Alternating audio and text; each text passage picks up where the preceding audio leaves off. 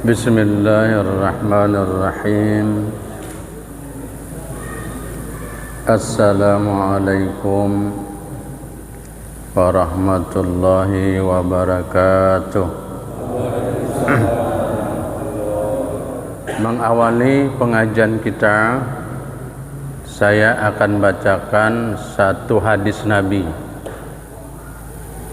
Qala Nabi sallallahu alaihi wasallam, telah bersabda Rasulullah sallallahu alaihi wasallam, inna fil jasad mudghah, sesungguhnya di dalam tubuh ini ada segumpal daging.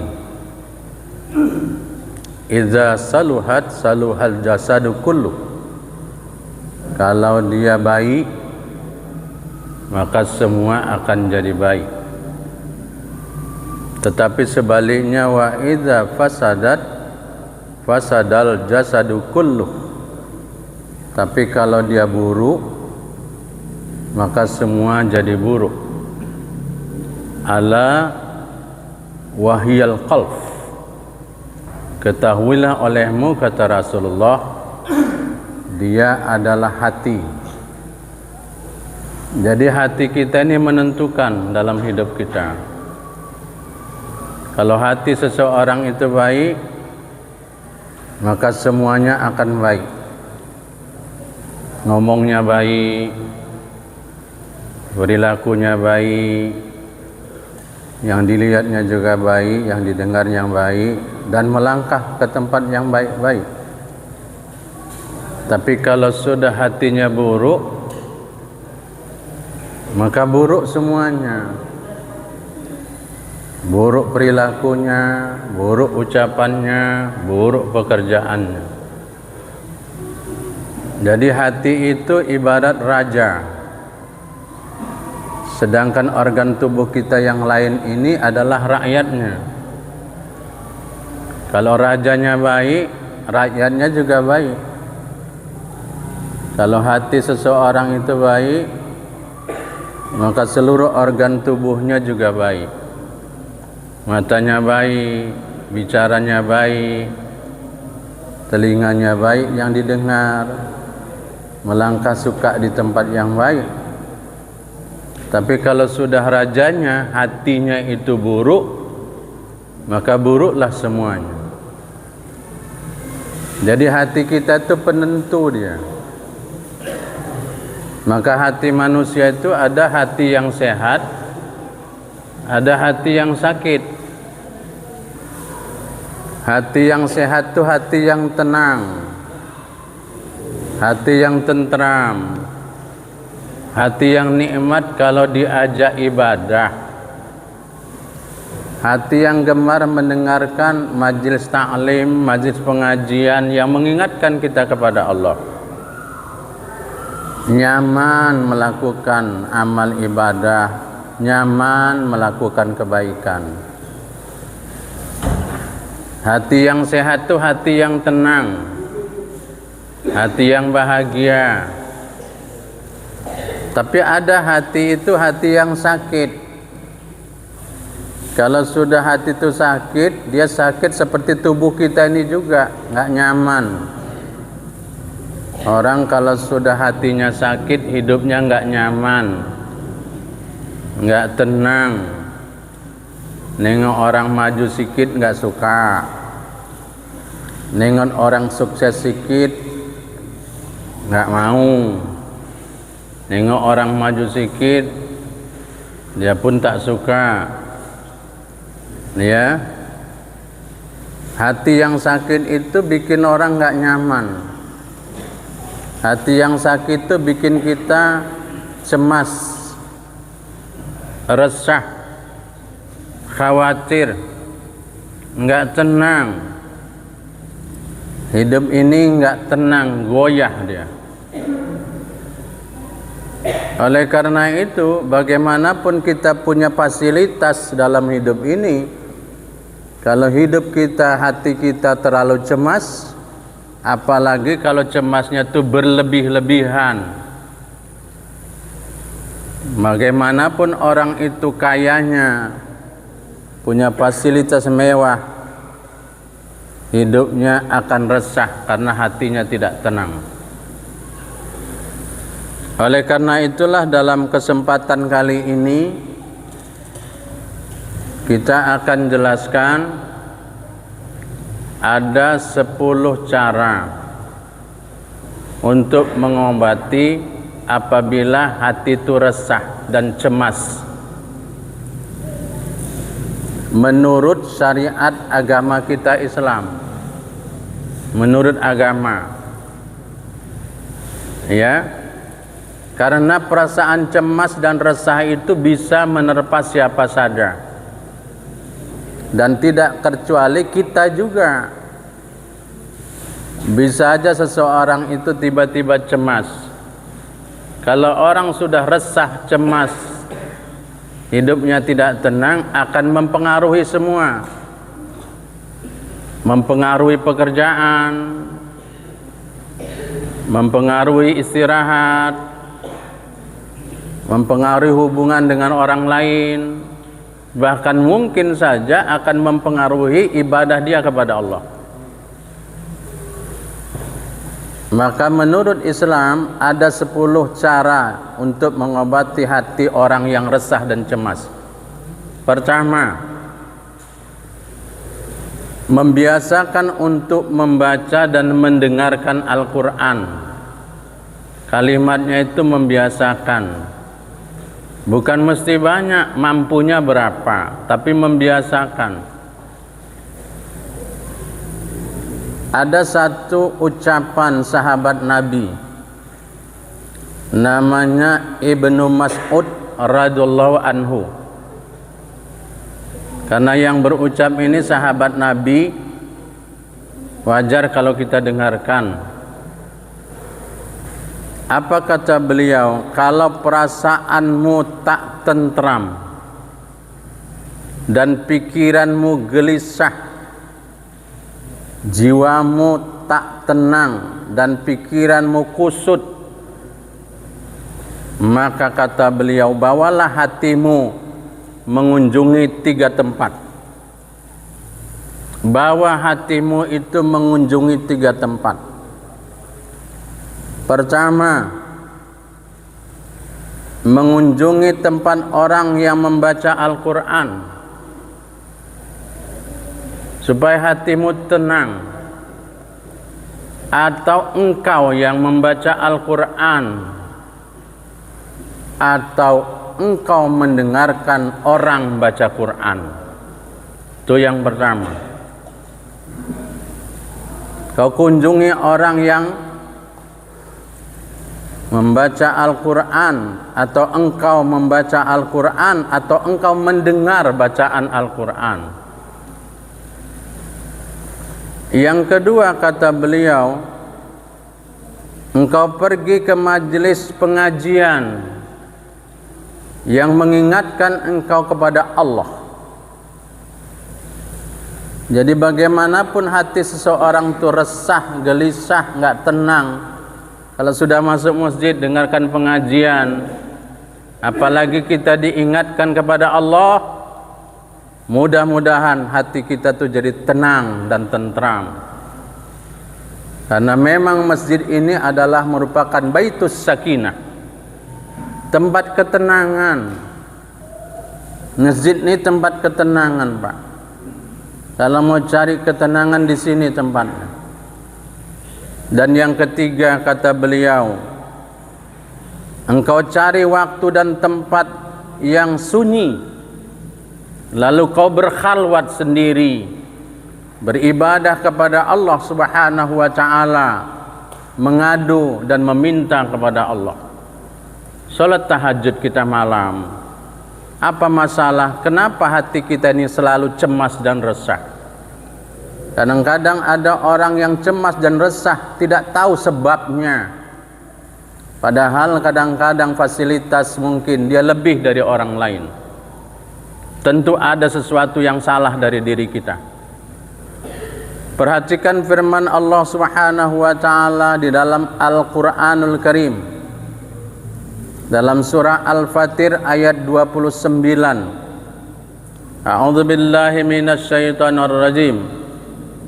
Innalladzina yatluna kitaballah, sesungguhnya orang-orang yang selalu membaca kitab Allah, membaca Al-Quran, wa aqamus shalah, dan orang yang melaksanakan salat, wa anfaqum mimma razaqnahum, dan orang-orang yang mau menginfakkan sebagian rezeki yang kami anugerahkan kepadanya, sirra wa alaniyah, dengan diam-diam dan terang-terangan. Maka kata Allah dalam ayat ini, yarzuna tijaratal lan tabur, maka mereka itu mengharapkan perniagaan yang tidak akan rugi. Kalau kita berniaga di dunia, pasti kita menemukan kadang untung kadang rugi. Tapi kalau kita berniaga dengan Allah, Allah jamin kita tidak akan rugi.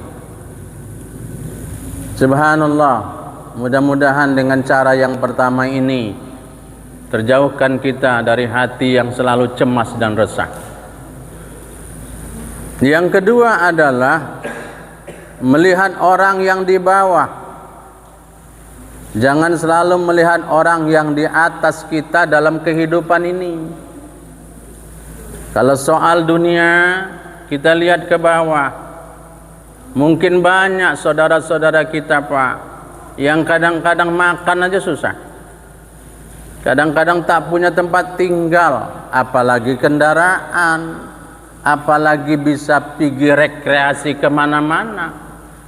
Orang urusan sejengkal aja nggak pernah lepas setiap hari. Maka kita banyak bersyukur kepada Allah. Kita punya kediaman, kita punya kendaraan, kita punya pekerjaan, punya keluarga yang harmonis, anak-anak kita taat-taat ibadah kepada Allah, kita pun taat kepada Allah. Tetapi urusan akhirat kita melihat ke atas, urusan dunia melihat ke bawah, supaya kita ini banyak bersyukur. Tapi kalau urusan akhirat kita nengok ke atas, orang kok rajin ngaji, saya kok malas. Apalah beda dia sama saya?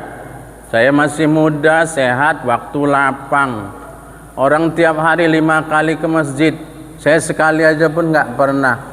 Jadi kita melihat orang ke atas, bagaimana kita bisa seperti orang itu?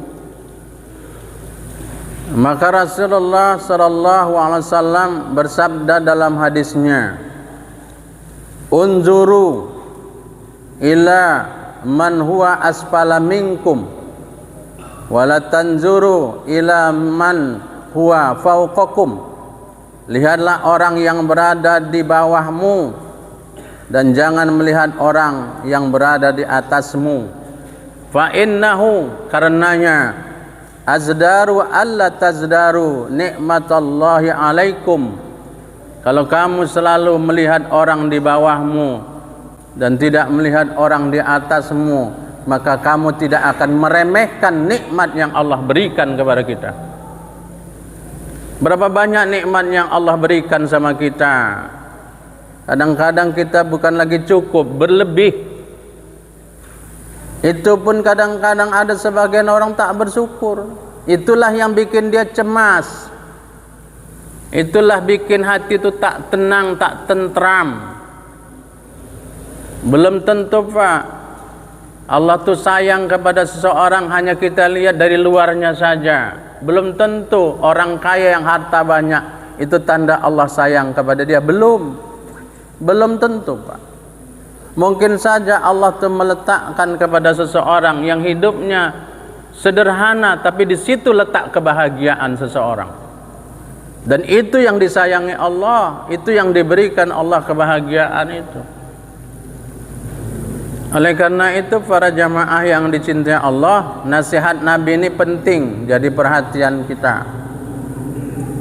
Yang ketiga, menjaga hubungan silaturahim, hubungan persaudaraan, hubungan pertemanan, hubungan persahabatan. Karena Rasulullah sudah jamin, siapa yang ingin dilapangkan rezekinya, ingin diberkahi umurnya, hendaklah dia menghubungkan tali silaturahim. Pertemanan, persahabatan. Kita dalam hidup ini kalau makin banyak punya saudara, makin banyak punya teman, makin banyak punya sahabat, hidup ini makin mudah. Peluang rezeki Pak terbuka dari teman-teman, dari kawan-kawan. Kadang-kadang ada kawan yang ngajak ke sini, ada hasil yang kita peroleh karena kawan. Ya, setidak-tidaknya kalau kita menceritakan ada masalah kita, dia kasih jalan keluar, ringan sikitlah beban awak tuh. Karena kita hidup ini nggak bisa sendiri dan tidak bisa menyelesaikan persoalan dengan sendiri. Karena kita butuh dengan orang lain. Dan salah satu inti sholat jamaah ini kan silaturahim, Pak. Bermasyarakat. Maka di dalam hadis Nabi Muhammad SAW, apa keistimewaan orang yang menyambung hubungan silaturahim itu? Kita bacakan hadisnya. Rasulullah SAW bersabda, "Ya ayuhan nas, wahai manusia, afsus salam." Itu yang pertama. Tebarkan salam. Makna tebarkan salam, kalau ketemu sama saudara, ucapkan salam, assalamualaikum, kita doakan dia. Balik kita didoakan, waalaikumsalam. Makna afsus salam juga bermakna adalah bikin orang di sekitar kita itu tenang dan nyaman. Kalau kita jadi jiran yang baik, sehingga jiran tetangga kita itu nyaman dan tenang. Jangan bikin masalah. Ya. Kalau punya saudara, jadilah saudara yang bikin saudara yang lain tenang. Apa nilai filosofi ketika kita selepas sholat? Assalamualaikum warahmatullahi ke kanan, Assalamualaikum warahmatullahi ke kiri. Itu apa nilai yang diajarkan? Bikin ketenangan kamu dimanapun berada. Jangan orang bergaul sama kita bikin gak nyaman, bikin gak tenang. Karena ada seseorang tuh suka buka aib-aib saudaranya, memojokkan saudaranya, memburukkan saudaranya, padahal dia bersaudara, Pak. Ya, yang kedua, wa at'imut ta'am, memberi makan. Memberi makan ini maksudnya mau saling berbagi. Jangankan dengan manusia, dengan hewan saja, Pak, kita berikan makanan itu dapat pahala. Jangankan sesama kita. Suka berbagi. Yang ketiga, wasallul lail, wasillul arham. Wasilul arham artinya sambung tali silaturahim, tali persaudaraan. Dan yang keempat, wasallu bil laili wan nasu niyamun, salat malam saat orang tidur. Salat malam saat orang tidur. Apa nilainya akan diberikan Allah? Tadkhul jannata bisalamin, engkau akan masuk surga dengan selamat, dengan lancar. Intinya silaturahim tadi, Pak. Luar biasa kalau kita senang bersilaturahim dalam hidup kita ini. Yang keempat, cara yang keempat agar orang itu terjauhkan dari cemas dan resah hatinya, yaitu rutinkan membaca zikir untuk mengingat Allah.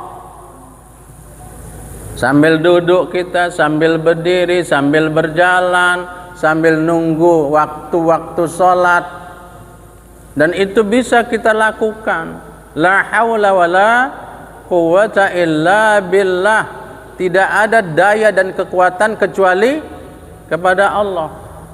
Sehingga seseorang itu yang merutinkan untuk berzikir kepada Allah, mengingat Allah Subhanahu wa ta'ala, itu dapat mengendalikan pikiran yang negatif. Setan itu selalu Pak membisikkan yang jelek-jelek kepada pikiran seseorang. Maka orang yang jarang berzikir dan mengingat Allah, diingatkan Allah di dalam Al-Quran. Dalam surah Toha ayat 124. Ya. A'udzubillahi minasyaitonir rajim. Wa man a'rada an zikri, dan barang siapa yang berpaling dari mengingatku, barang siapa yang tidak mau berzikir kepadaku, tidak mau mengingatku, maka kata Allah, fa innalahu ma'isatan dongka, dia akan menjalani kehidupan yang sempit, kehidupan yang sulit, kehidupan yang tidak nyaman, resah, khawatir, walaupun dia melimpah harta kekayaan. Berapa banyak orang yang sukses dan kaya, tapi tidur pun susah, resah, gelisah hidupnya Pak. Kadang-kadang cuma tidur 1 jam, cuma 2 jam aja. Itu pun kadang-kadang tak di mana-mana tempatnya Pak. Padahal dia punya rumah kayak istana. Maka orang yang jarang mengingat Allah akan menjalani kehidupan yang sempit. Wa nahsyuruhu yaumal qiyamati a'ma, dan nanti dibangkitkan Allah pada hari kiamat dalam keadaan buta. Itu dikumpulkan Allah. Bayangkan kita di dunia ini aja Pak, kalau kita jalan buta susah, nggak ada yang nolong, nggak ada yang nuntun. Ini pada hari kiamat nanti dikumpulkan, dibangkitkan bersama orang-orang yang buta. Padahal dia di dunia itu melihat, tapi di akhirat karena dia jarang, tidak mau mengingat Allah, maka Allah kumpulkan dia bersama orang-orang yang buta. Yang kelima, bagaimana menghindari hati yang resah dan cemas, menghindari hal-hal yang membuat kita cemas dan stres. Berita-berita yang tak perlu kita dengar, tak usah kita komen. Itu mengakibatkan orang bisa cemas. Ya, atau kita tidak usah masuk dalam kompleks orang yang kita tidak dibutuhkan dia. Kadang-kadang konflik itu terjadi Pak, kita nggak perlu masuk sebetulnya, tapi kita masuk ke dalam konflik itu, melibatkan diri, nggak perlu. Itu bikin cemas dan resah. Hindari hal-hal semacam itu, kecuali kita memang dibutuhkan. Itu pun hanya kita berikan saran. Begitu juga hidup ini, manajemen keuangan harus kita atur. Kenapa orang banyak kasus yang kita lihat karena hutang melilit, jalan pintas bunuh diri. Karena hutang melilit, maka dia bunuh juniornya, yang bunuh seniornya Pak. Apa sebab? Alasannya karena hutang yang melilit. Apa sebab terjadi hutang itu? Karena tidak pandai memanage keuangan kehidupannya. Apalagi diperturutkan gaya hidup yang tak perlu tapi dibeli. Atau belum saatnya kita memiliki sesuatu karena kita tidak mampu membiayai itu. Ya, maka di saat seperti itu hindarkan hal-hal seperti itu. Sampai Rasulullah itu menyuruh kita ada satu doa supaya terhindar daripada hutang. Hidup ini nggak nyaman Pak kalau kita punya hutang. Apalagi sekarang ini memang kita diarahkan ke arah ke sana. Oleh karena itu ada firman Allah Subhanahu wa taala yang mengajari kita di dalam Al-Qur'an, surah Al-Baqarah ayat 45. Ini ayat Quran, bagus kita perhatikan. A'udzubillahi minasyaitonirrajim. Wasta'inu, minta tolonglah kamu kepada Allah. Jadi Allah tuh nyuruh, kalau ada masalah, ada problema, ya, wasta'inu, minta tolong sama Allah syaratnya 2, bisobri, sabarlah. Enggak minta sekarang, harus mesti sekarang dikasih. Bisobri, sabar. Ya, wassalah, sabar dan sholat, minta sama Allah. Berarti Allah nyuruh kita, kalau ada pun masalah apapun, lakukan sabar dan sholat. Soal rezeki, duha, apakah duha ini ada hubungan dengan rezeki? Oh pasti. Orang kalau udah sholat duha kan semangat. Kalau udah semangat kan cari nafkah, ini semangat, Pak. Apakah ada hubungan antara surah Al-Waqi'ah dengan rezeki? Ada. Orang baca surah Al-Waqi'ah itu masa-masa situasi dunia akan kiamat, akan goyang. Orang akan berpikir bagaimana berusaha. Jadi ada follow up ke depannya, itu ada dia. Setelah kita sholat duha itu bukan balik tidur, tapi dituntut kita untuk usaha dan ikhtiar. Ya, minta sama Allah. Kalau kita ingin usaha kita, keinginan kita tercapai, sholat hajat namanya. Kalau kita ingin kuat dalam menghadapi hidup ini, sholat tahajud namanya. Semuanya enggak lepas dari kita sholat kepada Allah Subhanahu wa ta'ala. Yang keenam, bagaimana supaya hati itu, orang yang hatinya cemas dan resah, dirikan sholat itu dengan baik dan benar, dan sholat sunat. Karena sholat itu, Pak, bisa menenteramkan batin kita. Rasulullah sallallahu alaihi wasallam dia perintahkan kepada Bilal, ya, ayo kumandangkan azan, kumandangkan iqamah untuk kita sholat. Karena kata Rasulullah, wa ju'ilat qurrata aini fis shalah, telah dijanjikan penghibur penyejuk hatiku, kebahagiaanku ada dalam sholat. Sholat itu kan dialog kita kepada Allah Subhanahu wa ta'ala. Maka jangan heran Rasulullah itu kalau sholat sunat sendiri, Pak, sholatnya panjang. Sholat sendiri Rasulullah itu sholatnya panjang. Bahkan kadang-kadang satu rakaat 100 ayat. Sampai bengkak wajah itu, Pak, bengkak kakinya. Padahal Nabi itu dijamin masuk surga. Maka istrinya berkata, Siti Aisyah, ya Rasulullah, padahal engkau itu diampuni dosamu yang lalu dan masa yang akan datang. Kenapa engkau beramal seperti ini? Apa kata Rasulullah? Tidakkah engkau ingin aku sebagai abdan syakura, hamba yang berterima kasih? Berapa banyak nikmat yang Allah berikan kepada kita, dan semua nikmat itu, Pak, cuma-cuma diberikan Allah Subhanahu wa ta'ala. Wajar kalau kita itu menjadi abdan syakura, hamba yang berterima kasih kepada Allah Subhanahu wa ta'ala. Yang ketujuh adalah jangan suka menyalahkan diri sendiri apabila kita menghadapi masalah. Kompromi sama diri, ambil hikmah. Kenapa ini bisa terjadi? Maka saya harus lebih baik di masa yang akan datang. Maka pelajaran yang berharga, mengambil pengalaman. Pengalaman itu jadi pelajaran dalam hidup kita. Maka Rasulullah mengingatkan, Pak, seorang mukmin yang baik tidak boleh jatuh 2 kali di lubang yang sama. Enggak boleh kita kalau sudah dikasih pengalaman sekali, jadikan itu pengalaman yang berharga untuk kita bangkit, supaya kita tidak terpuruk kepada menyalahkan diri kita, kompromi sama diri kita. Kenapa ini bisa terjadi? Saya harus bangkit. Maka Rasulullah mengingatkan orang beriman itu tidak boleh jatuh 2 kali di lubang yang sama.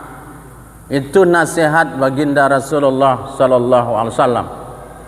Yang kedelapan, senantiasa berprasangka baik kepada Allah.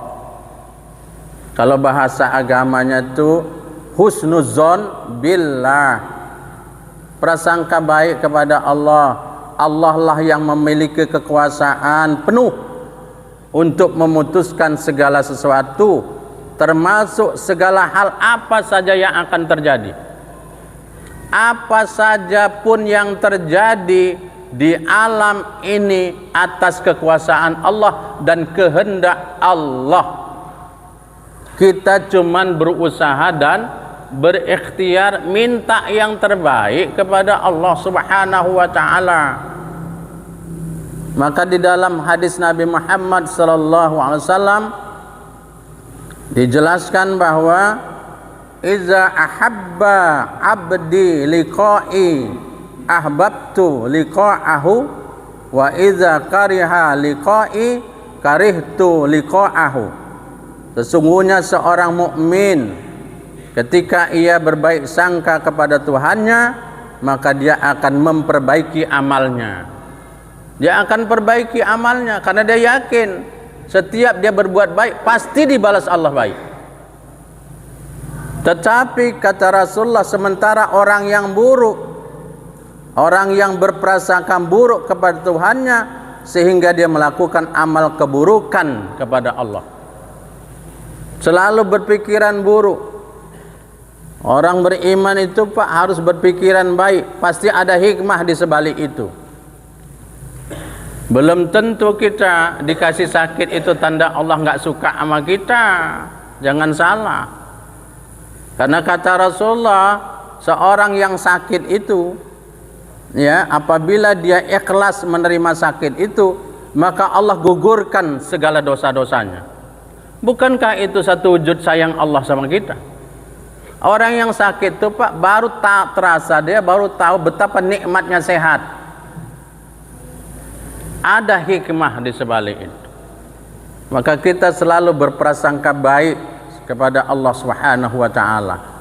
Yang kesembilan, senantiasa berbuat dan berpikiran yang baik kepada orang lain. Jangan suka suudzon sama orang. Jangan bawaannya curiga sama orang. Jangan kita selalu nuduh-nuduh orang, memfitnah orang. Itulah bikin kita nggak tenang hati itu. Bikin baik sama orang, buat baik sama orang. Apa yang kita mampu, bisa dengan tenaga, bisa dengan ilmu, bisa dengan saran, itu kebaikan Pak. Memang itu kebaikan yang bisa kita lakukan. Karena setiap kita berbuat baik, itu balik sama kita. Tapi kalau seseorang itu berbuat jahat, jahat itu balik sama dia. Perhatikan firman Allah dalam surah Toha. Surah Toha ayat 7. A'udzubillahi minasyaitonir rajim. In ahsantum ahsantum li anfusikum wa in asa'tum falaha. Itu surah Toha ayat 7. Apa kata Allah dalam ayat ini? Jika kamu berbuat baik, berarti kamu berbuat baik untuk dirimu sendiri. Kalau kita berbuat baik, kita sholat, itu untuk kita Pak. Puasa ya untuk kita. Ya, kita sedekah ya balik sama kita itu. Apa saja kebaikan yang kamu lakukan balik kepadamu. Tetapi sebaliknya kata Allah, dan jika kamu berbuat jahat, maka kerugian kejahatan itu untuk dirimu sendiri. Maka yang datang kepada kita itu adalah buah dari apa yang kita lakukan. Enggak jauh-jauh Pak. Tidak jauh-jauh tuh. Apa yang datang sama kita itu hasil daripada apa yang kita buat, baik di dunia maupun di akhirat kelak. Jadi kita harus berpikiran dan berbuat baik kepada siapapun dalam hidup kita ini. Yang terakhir, sebagai penutup, bagaimana seseorang apabila mengalami keresahan, kecemasan dalam dirinya. Yang ke-10 tentunya minta sama Allah. Ya muqallibal qulub, sabbit qalbi ala dinik wa ala ta'atik. Ya Allah, wahai zat yang membolak-balikkan hati. Yang bolak-balikkan hati itu kan Allah. Sabbit qalbi ala dinik wa ala ta'atik. Ya. Jadikan kita tetap dalam agama dan tetap dalam ketaatan kepada Allah Subhanahu wa taala. Maka ada satu doa yang diajarkan Rasul. Mudah-mudahan bisa diamalkan bagi kita semuanya. Bismillahirrahmanirrahim. Allahumma inni a'udzubika. Ya Allah, aku berlindung kepadamu ya Allah, minal azzi, dari sifat lemah, tak punya kemauan, ya, lemah kali. Untuk dunia pun lemah, untuk akhirat pun lemah. Jangan. Semangat kita dalam hidup ini karena ada tanggung jawab kita, keluarga. Jangan lemah. Dan kita berlindung yang kedua, wal kasali, dari sifat malas. Orang kalau sudah malas, Pak, semua tak dikerjai. Orang malas itu, Pak, rugi dunia akhirat. Malas ibadah, rugi akhirat. Malas belajar, tak jadi orang pintar. Yang ketiga, wal jubni, dari sifat penakut, wal harami, dari sifat buruk di masa tua, pikun di masa tua.